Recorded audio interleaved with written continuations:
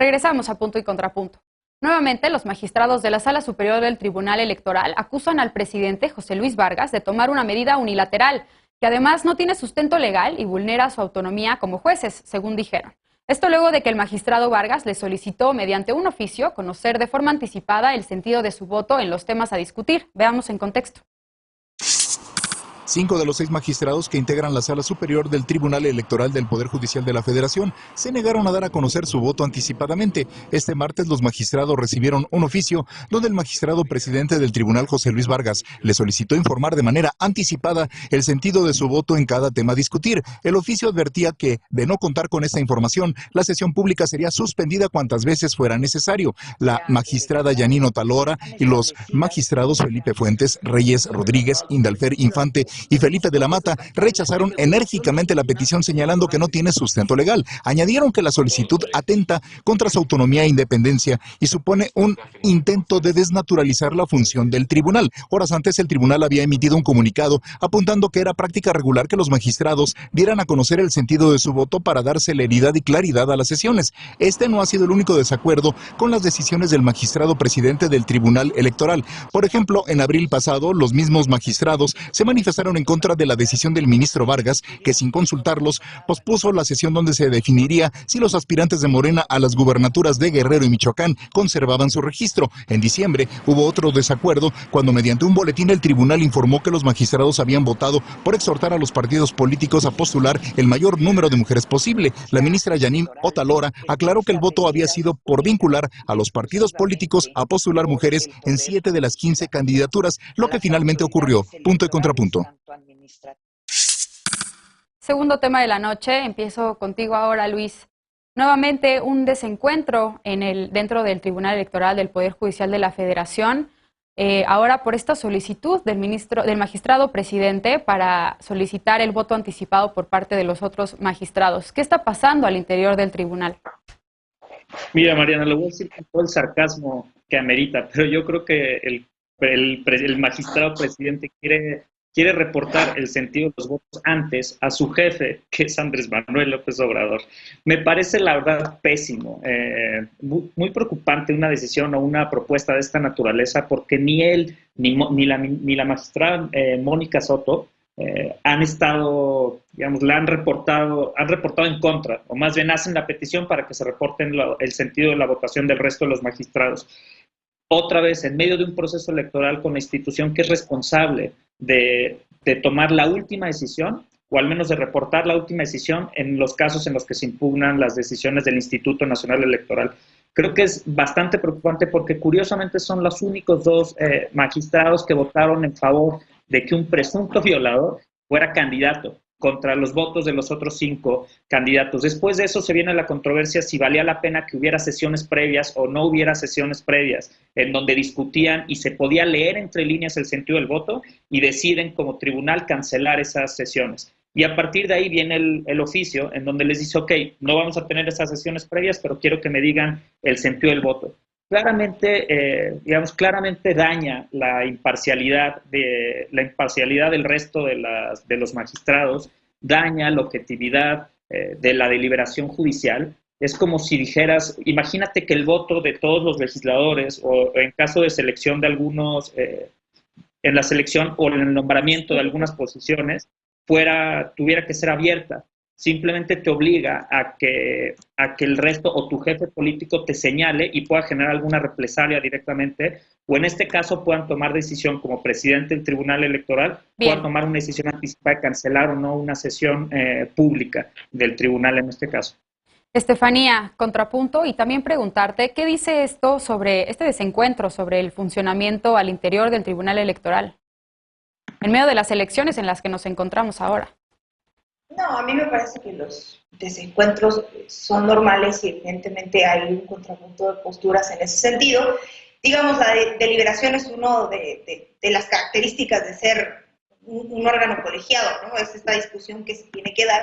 Dicho esto, sería impensable que lo que se estuviera sugiriendo, lo que se está sugiriendo es que el voto se dijera de manera pública previamente. La razón por la que esto no es lo que está pasando, y difiero completamente con lo que decía Luis, es que ellas y ellos, los magistrados, magistrados y las magistradas pueden llegar a la sesión, a pesar de que dijeron previamente o con antelación dijeron que su voto iba a ser en un sentido, pueden llegar a la sesión y votar en otro sentido y no pasa absolutamente nada. La lógica de esto es darle celeridad a todos estos temas o a todos estos procesos para que la Secretaría de Acuerdos pueda trabajar con mayor facilidad, para que pueda darle cauce a estos temas, y eso creo que tiene una manera de trabajar pues mucho más ágil y que implica que estamos en un proceso de pandemia en el que se han tenido que modificar estas maneras de trabajo. A mí en ningún momento me pareció que el argumento fuera a favor de que se dijeran los votos o obligar o que fuera una medida coercitiva para que los magistrados y las magistradas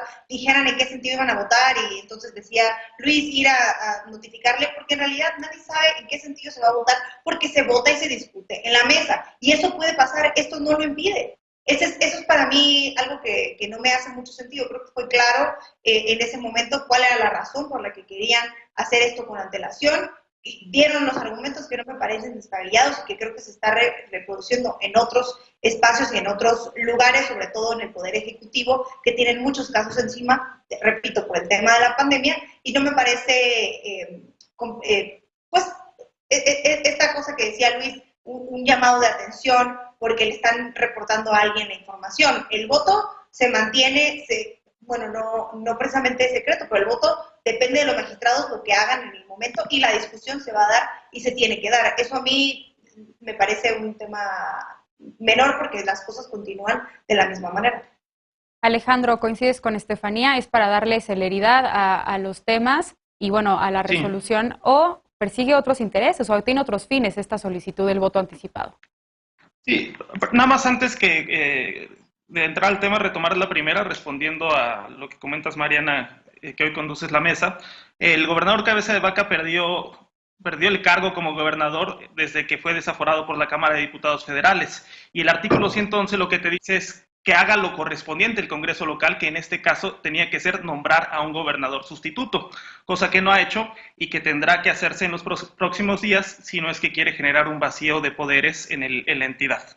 Y yo del caso del Tribunal Electoral del Poder Judicial de la Federación, pues lo que veo es la consecuencia de un ambiente muy descompuesto, muy deteriorado, que es lamentable que un órgano que tiene que impartir justicia electoral, pues controvierta hasta lo más irrelevante como es este caso y que es producto de las pugnas internas y que pues el país no merece un tribunal que esté enfrascado más en las pugnas internas que en impartir justicia electoral.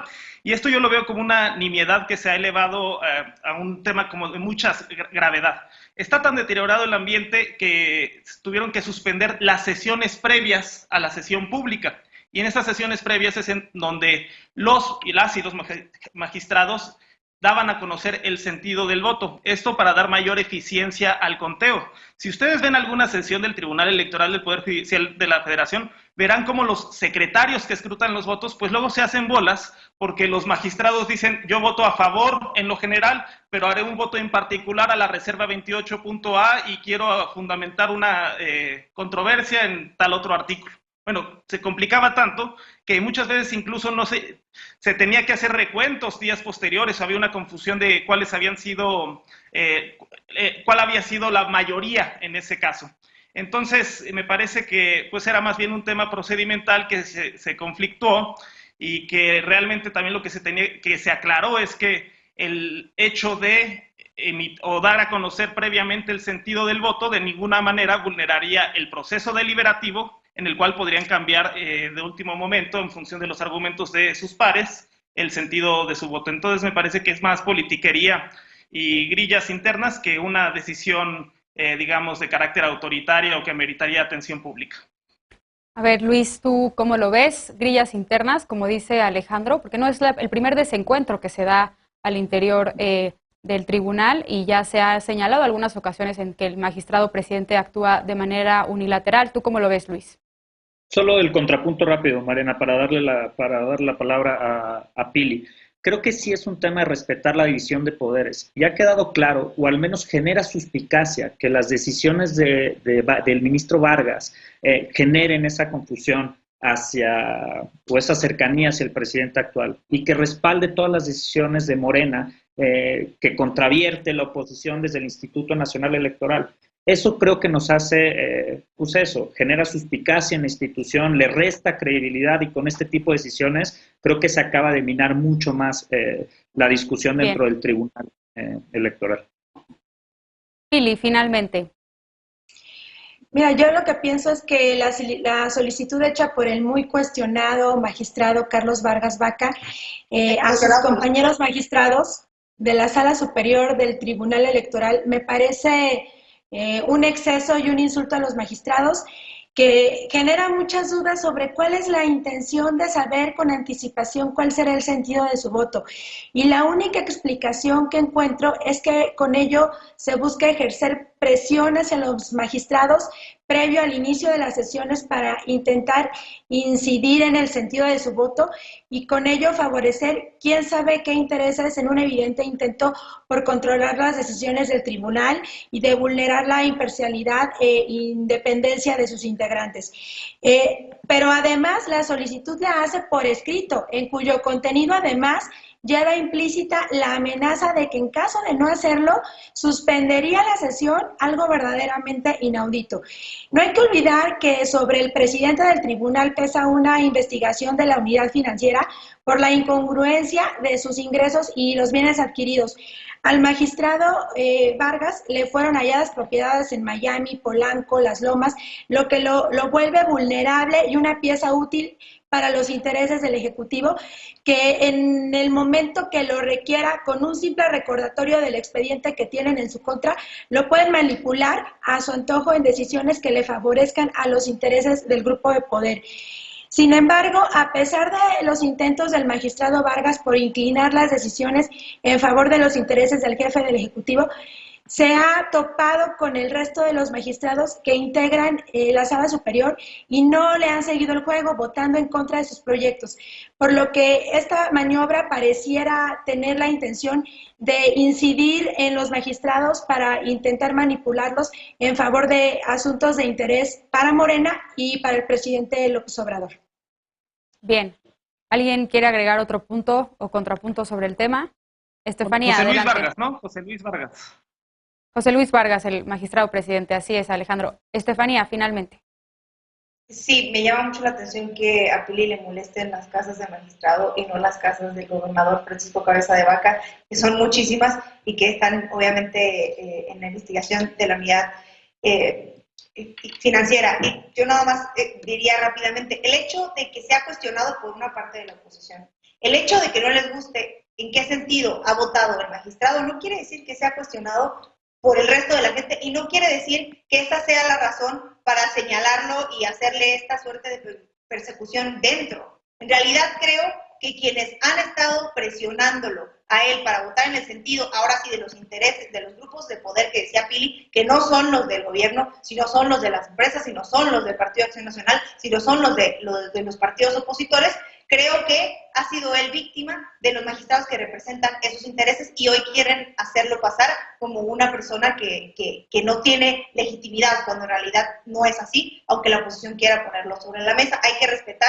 la voluntad de los magistrados. Si un magistrado quiere votar a favor de algo, se le tiene que respetar, así como los que votan en contra. Pili, por alusiones personales, tenemos tiempo para la réplica.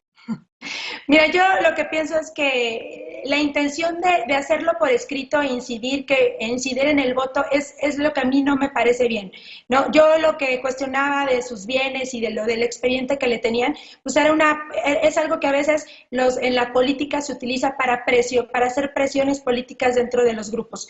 Eso nada más.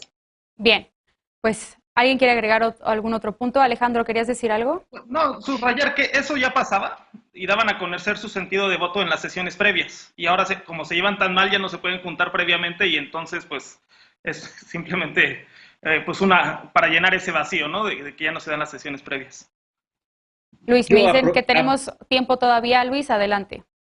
Perfecto, Mariana, y utilizo el tiempo para lo mismo que lo hizo Alejandro, para regresar al tema anterior. Solo decirles que una vez que la Cámara de Diputados desafora a alguien, es responsabilidad de un Congreso local. En este caso estableció en la Ley de Responsabilidades Locales de Tamaulipas definir si se ratifica o no ese desafuero.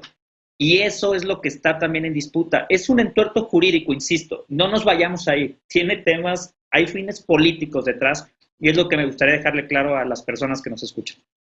Lo hablamos el martes, estaba muy bien. Por alusiones.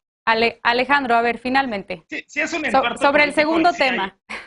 Si hay ambigüedad, no, si es un entuerto político y si hay ambigüedades, lo que sea de cada quien. Y la decisión o el lenguaje, como lo planteó el ministro, todavía agravan más esas ambigüedades. Pero bien, lo cierto es que la Constitución Federal es la jerarquía máxima y los estados solo pueden regular aquello residual, aquello que no contradice ni ya está legislado en el plano jerárquico. Bien. La federación no se subordina a los estados se subordinan a la federación. Pues definitivamente es un tema, tanto el primero como el segundo, que vamos a seguir discutiendo. Por lo pronto tenemos que hacer una pausa. El presidente pidió al Banco de México saber por qué no hubo entrega de remanentes por el ejercicio fiscal de 2020. Pero desde abril ya se había informado esto. Se avecina un nuevo conflicto con Banjico. La economía va tan bien como presume el presidente, o veremos qué opinan las y los panelistas esta noche cuando regresemos a Punto y Contrapunto. No te vayas.